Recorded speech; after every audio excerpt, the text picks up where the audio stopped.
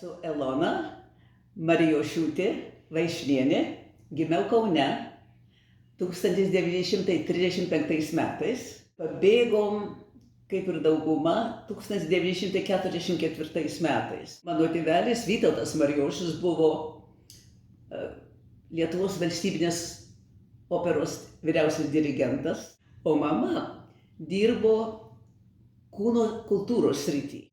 Ir abu tėvai buvo sąrašuose išvežimui į Sibirą. Mes atsiradom Vienoj, atsiradom į pavakarę ir mes išlipom. Ir kadangi mūsų buvo 3 vaikai, jauniausia sesuo buvo metų, brolis buvo kokių 5 ar 6 ir man tada buvo beveik 9. Kadangi taip, tai motinai tas ant rankų vienu metu, už rankos kitas, o tėvas nešė lagaminus 2, o man sakė, nepasimesk, tik nepasimesk. 45 metai baigėsi karas ir buvo pranešta, kad dabar visi pabėgėliai gali grįžti į savo šalis. Po to buvo padarytas, pakeistas nutarimas ir tuos visus pabėgėlius tada pradėjo rinkti į pabėgėlių stovyklas. Baisiai nenorėjau Ameriką važiuoti. Visi nenorėjo Ameriką važiuoti. Ir atvažiavom gruodžio 24.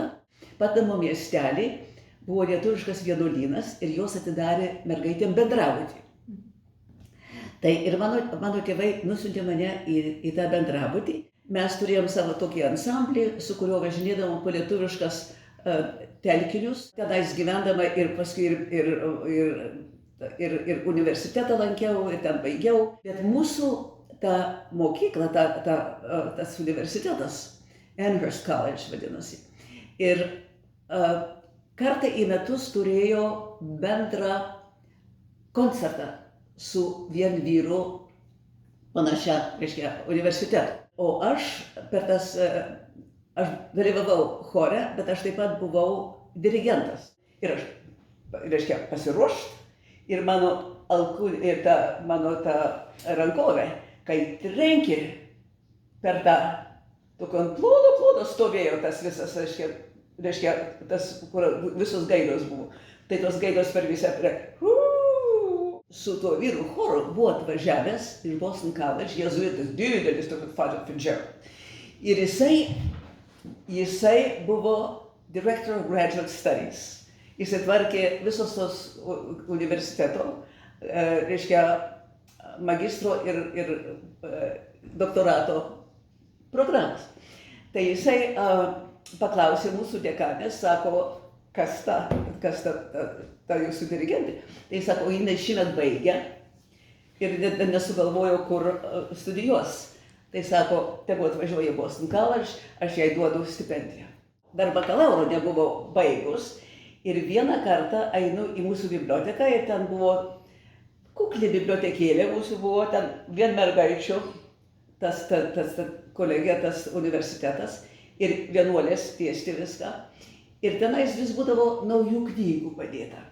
Ir žiūriu vieną tokią storą tokią naują knygą apie prancūzų literatūrą. Perskaičiau tą, radau visokių trūkumų toj knygoj. Ir aš paėmiau ir parašiau tam autoriui laišką. Po kiek laiko aš gaunu laišką ir iš to autoriaus. Čia parašė iš Yale universiteto prancūzų departamento vedėjas, direktorius, kuris, yra tas žmogus, kuris išvystė patį geriausią prancūzų literatūros programą visoje Amerikoje, žinomas tuo. O jis tam kviečia mane pasikalbėti. Jis pasikalbėjo, sako, tai aš tave priimu į doktorantūrą.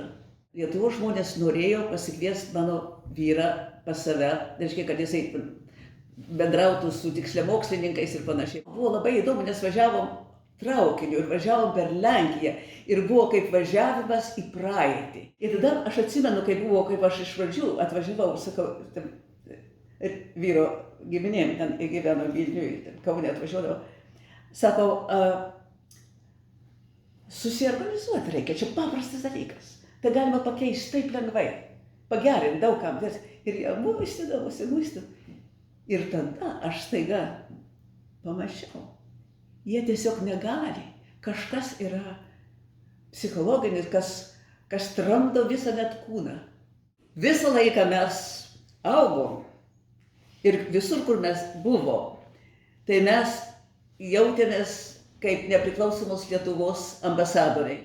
Širdyje be abejo yra ta Lietuva. Nes atsimenu, kaip lagerį irgi barake būdavo vakarais, buvo viena žvaigždė labai šviesi. Ir aš prieš vaiką žiūrėdavau ir aš buvau tikra, kad ten Lietuva. Tas iš tikrųjų pasilieka toksai labai giluminis įsipareigojimas Lietuvai. Ja.